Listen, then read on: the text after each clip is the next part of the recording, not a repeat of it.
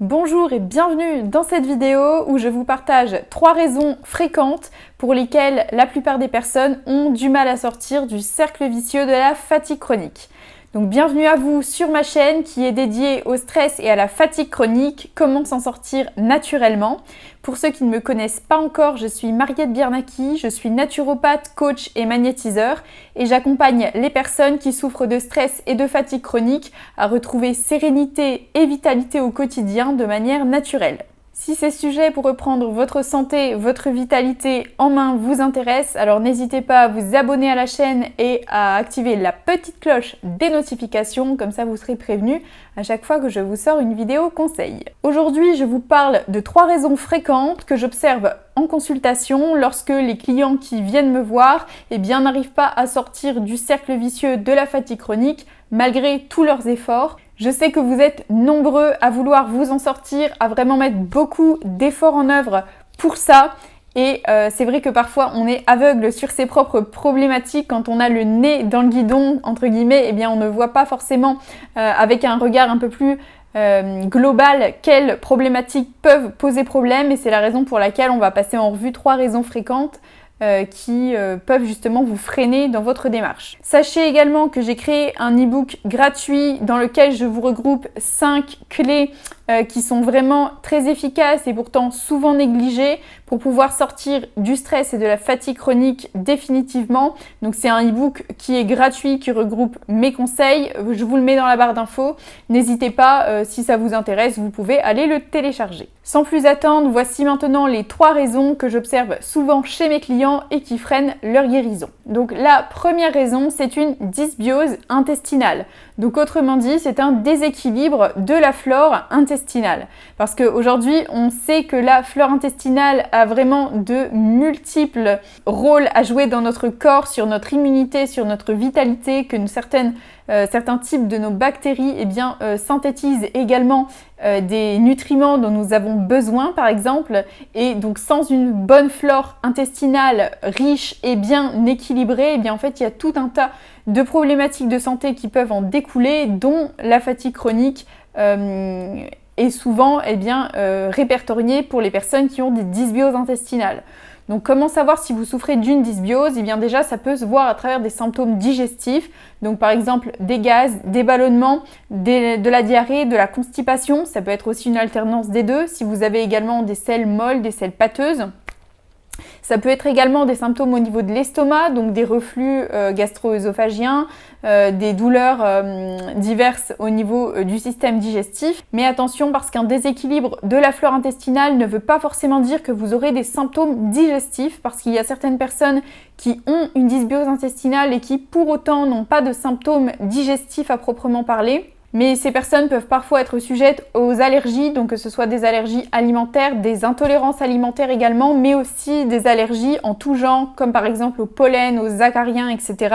Tout ça vient très souvent d'un déséquilibre de la flore intestinale. Donc, comme vous le voyez, les symptômes peuvent être divers et variés. C'est la raison pour laquelle en consultation, je vous pose des questions qui sont bien plus ciblées en fonction de votre cas pour pouvoir identifier si vous avez un éventuel problème sur l'équilibre de la flore intestinale, parce que vous voyez que ça peut prendre diverses formes. Deuxième raison qui freine souvent les personnes qui souffrent de fatigue chronique dans leur processus de guérison, c'est une inflammation de bas grade.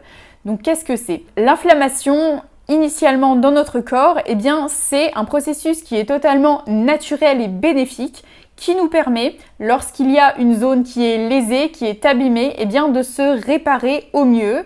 Donc par exemple, si vous vous coupez, vous allez avoir de la chaleur, une rougeur, un gonflement à cet endroit, signe que le corps envoie du sang et des nutriments pour pouvoir réparer cette zone. Il envoie également des globules blancs pour faire en sorte que la zone soit protégée au niveau immunité, etc.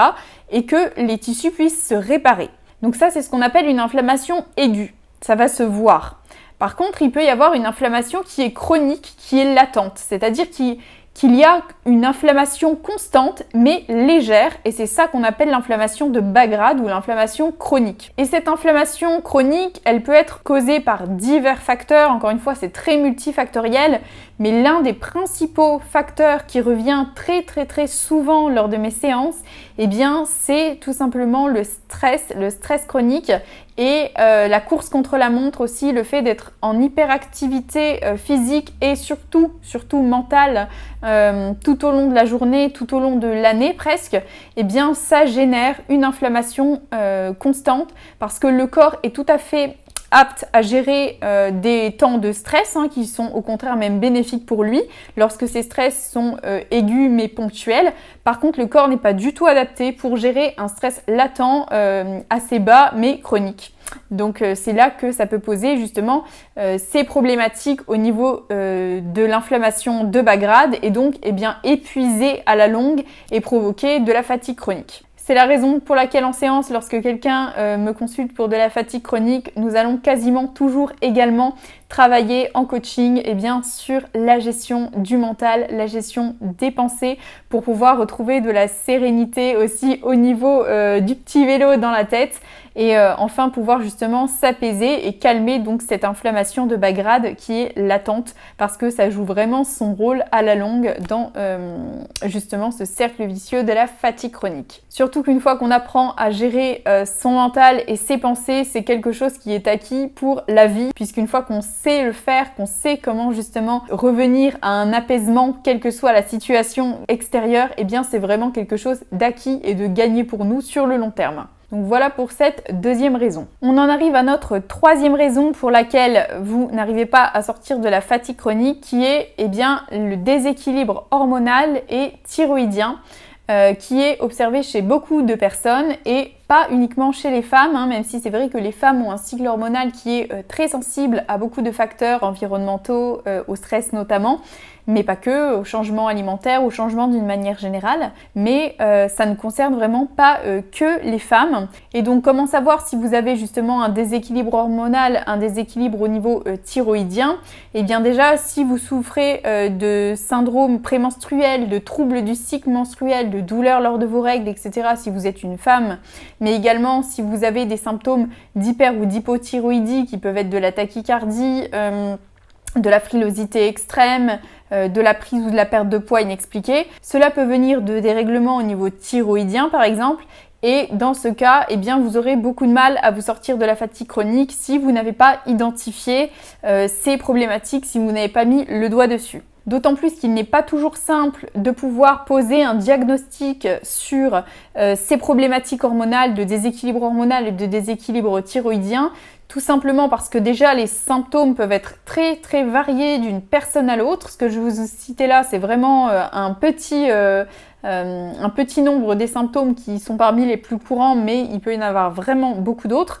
Et également parce que au niveau des analyses que l'on peut faire pour ça, notamment les analyses de sang, souvent dans une prise de sang déjà, c'est une photographie à un instant T de notre taux d'hormones, c'est-à-dire que ça ne veut pas dire que tout au long de la journée et des mois et des cycles, etc., les hormones ont la même concentration, bien évidemment. Donc c'est vraiment une photographie à un instant T qui est tellement précise que peut-être qu'à l'instant d'après, ça aura changé en fonction de ce qu'on a fait dans la journée. Donc c'est toujours un petit peu délicat de poser un diagnostic sur une prise de sang. Mais également parce que notamment en ce qui concerne les hormones thyroïdiennes, la plupart des médecins ne font pas chercher en fait les bonnes hormones thyroïdiennes et bien souvent se contentent de faire un dosage de la TSH qui n'est pas suffisant pour pouvoir mettre le doigt sur des problèmes de thyroïde plus profonds où là il faut faire chercher les hormones thyroïdiennes actives. Il faut faire chercher par exemple l'hormone T3 que très peu de médecins font chercher lorsque l'on se préoccupe des problèmes de thyroïde. Là encore, de toute façon, grâce à des questions ciblées en séance en fonction de vous et de vos problématiques, on peut vraiment déjà aller bien dégrossir le terrain et avoir une bonne idée de la problématique qui vous concerne. Donc peut-être que vous vous êtes reconnu parmi l'une ou plusieurs des trois raisons que je viens d'énoncer qui sont assez fréquentes lorsque quelqu'un n'arrive pas à sortir de la fatigue chronique. Donc je rappelle la dysbiose intestinale, donc le déséquilibre de la flore. Vous avez également donc l'inflammation chronique latente de bas grade qui est souvent liée à un stress mental. Et puis vous allez également le déséquilibre hormonal et thyroïdien. Donc voilà pour ces 3 raisons. J'espère que ça vous aura aidé à y voir plus clair. Si jamais vous avez des questions, n'hésitez pas à me les poser dans les commentaires, je vous répondrai avec plaisir. N'hésitez pas également à faire un tour sur mon site internet mariettebirnaki.com où vous trouverez toutes les informations pour me consulter si vous le souhaitez. Si cette vidéo vous a aidé à y voir plus clair, n'hésitez pas à la liker pour me le faire savoir et pour également m'aider à la mettre en avant auprès d'autres personnes que ça pourrait également aider. N'oubliez pas de vous abonner pour ne pas louper les prochaines vidéos de conseils spéciales stress et fatigue chronique. En attendant, je vous dis prenez bien soin de vous et on se retrouve très vite.